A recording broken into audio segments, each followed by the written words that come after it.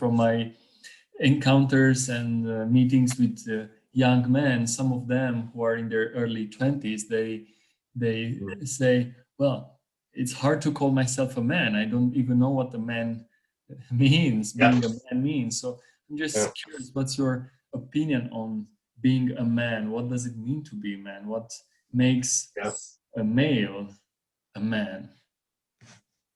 I heard a guy speak recently saying one of the crucial things of being a man is being a crafter. And if I understand him rightly, it's to make something, it's to be generative. Or in craft terms, you physically maybe create something like craft. That's a traditional viewpoint of a man. He's making or doing something, and that's true to a point. I would think men are generative. That word, they make and do in some way, maybe not physical way, but they're generative. They're being generative. Even if you're as a father, or if you're guiding a young person and you're not their physical father, but you can be generative in a fatherhood way without being the father. So our traditional role was hunter-gatherer, and we don't need to do that now, but it's in our DNA. So what do you do with an impulse that's built in to hunt and to gather and to protect? What do you do with that impulse when it's hardwired in? I believe it's DNA, it's hardwired in. We have to find ways to give that an outlet. I think that's one of the failings in modern society. Like, I would think, when we studied youth work years ago, there was a psychologist, Mia Kalmer-Pringle, and we used her framework for understanding the needs of young people, boys and girls. But in terms of boys, I thought it was really a good framework.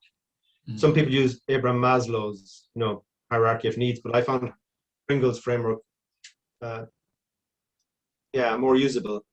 And she would say young people, so if in this case say young boys, they have a need for new experiences and they have a need for responsibility.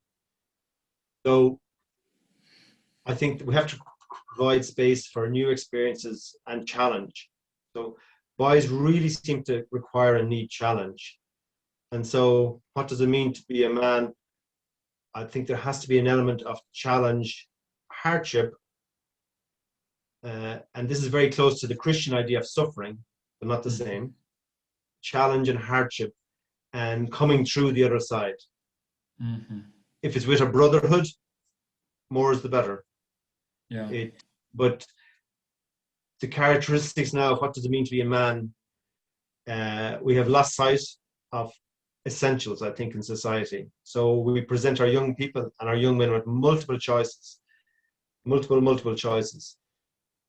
And I know from my youth work experience, that's not a good thing. Multiple choices needs extremely advanced heads and headspace and conceptual thinking to deal with at any age. So we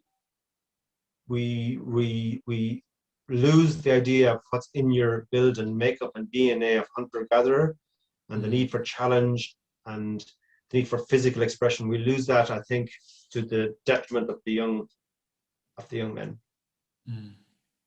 So the whole area, that's too big for this talk, but the whole area of masculinity and how the idea of masculinity is often described nowadays as there's a toxic masculinity, and I disagree with that term associating together. I would say there's toxic behavior, sure, but I don't use the word toxic and masculinity together.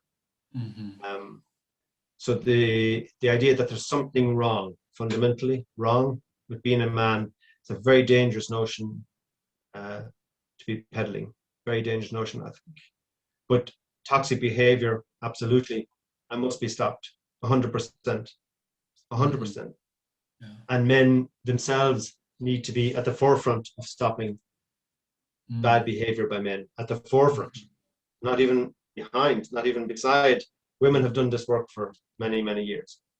There are some men, of course, doing it, but generally the whole of mankind is to do more on that.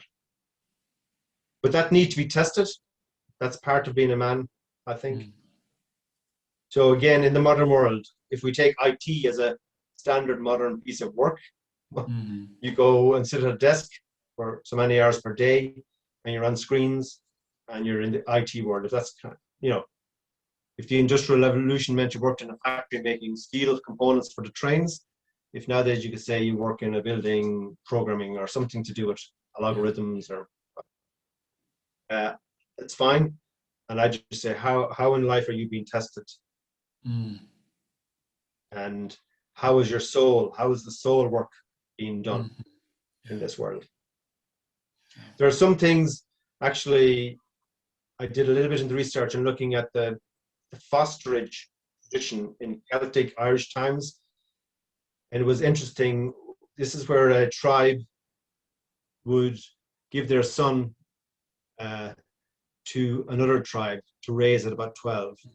Mm. So it meant that chieftains gave their son to another chieftain, and it really limited the risk of war and battle and conflict because opposing groups had the children of the other.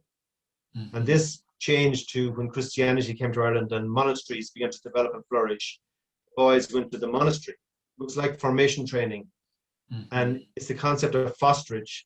I foster your son for a period of time to teach him how to be a man. Mm. And but that's in our Irish ancient history. Mm. And there's certain things like that where you think there's aspects of that that could be reimagined and redeveloped and reoffered, that men give to other men, the young men of the society, in some way to foster in that sense and guide and speak of the wisdom of life.